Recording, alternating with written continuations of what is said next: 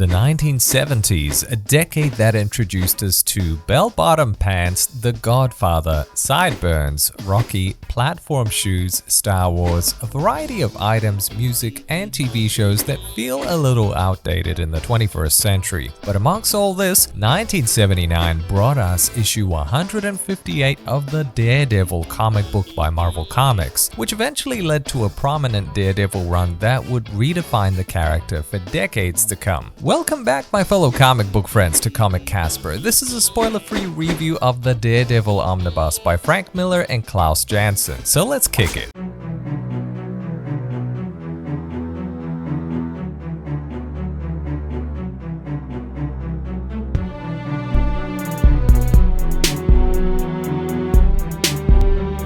This omnibus clocks in at 840 pages, and this printing was released on the 31st of January 2023, collecting issues Daredevil Volume 1, 158 through 261, 163 through 291, and material from What If 28. When I started reading this collected edition, I wasn't too impressed, until I reached issue 168. I was simply blown away by the sudden shift of quality in relation to direction, pacing, and characters. It eventually dawned on me, 168 was the issue Frank Miller made his debut as a writer on the series, whilst the preceding issues only included his artistic contribution on the comic. Fun fact, Daredevil 168 is also the very first appearance of Elektra Nachos, one of the coolest assassins in the Marvel Universe, and what a great introduction it is. Frank Miller weaves her presence into the world of Daredevil so seamlessly, as if she has always existed in the world of Daredevil. Having finally experienced this omnibus for the first time, I've come to realize why this is one of the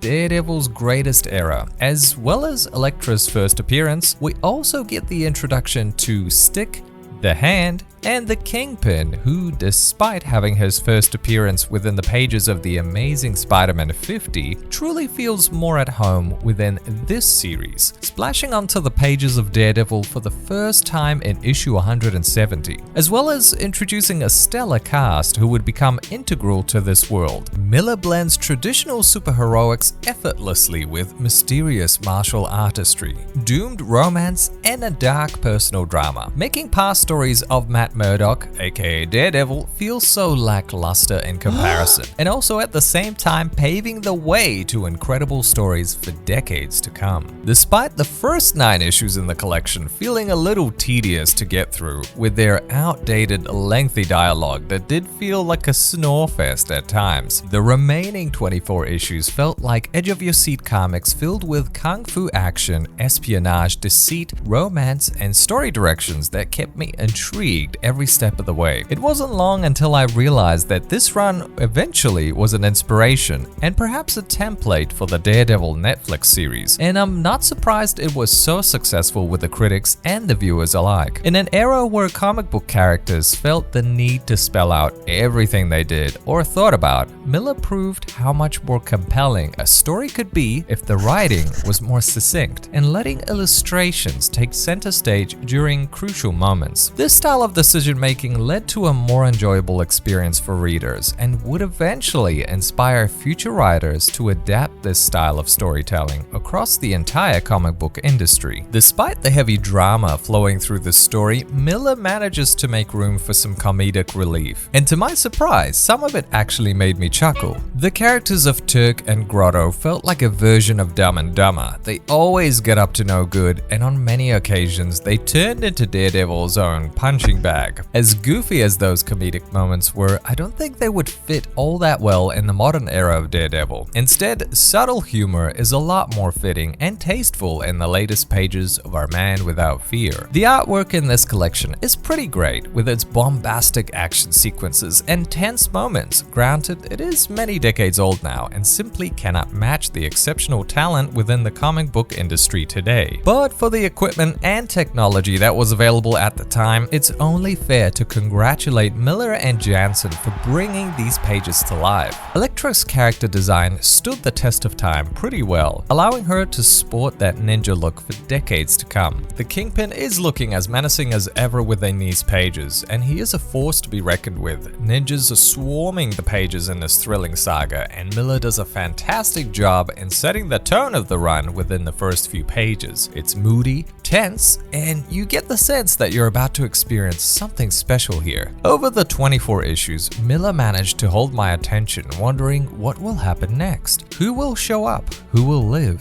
Who will die? I also enjoyed seeing how the spotlight would shift from Matt Murdock onto other characters throughout this run, giving them room to grow by adding layers to their personalities so they no longer felt like 2D caricatures. I believe this enriched the world of Daredevil and enabled future writers to come to a conclusion that comic book readers do care about more than just meets the eye. We crave to understand the complexities of the characters we read about and their motivations, even the supporting cast. Most importantly, I think Miller demonstrated the show and don't tell. You know, the golden rule of narrative technique used in various kinds of text to allow the reader to experience the story through actions, words, subtext, thoughts, senses, and feelings rather than through the author's exposition, summarization, and description. So would this be a good jumping on point for beginners who are interested in the character of Daredevil? I would say absolutely. This lays the foundations for the character, redefining the status and allowing the reader to familiarize themselves with an array of key characters. Now, if you end up reading this collection, enjoying it, and wondering where to go next as far as collected editions go, I would recommend the Daredevil by Frank Miller Omnibus Companion, where Miller picks up Daredevil to tell us some more stories. In fact, I think I will need to pick that one up myself. All in all, what started as a comic that feels outdated and out of time eventually turns into something spectacular, something that would eventually redefine Daredevil, cementing the character as a popular and influential part of the Marvel Universe,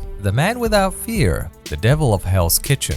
Perhaps a timeless collected edition.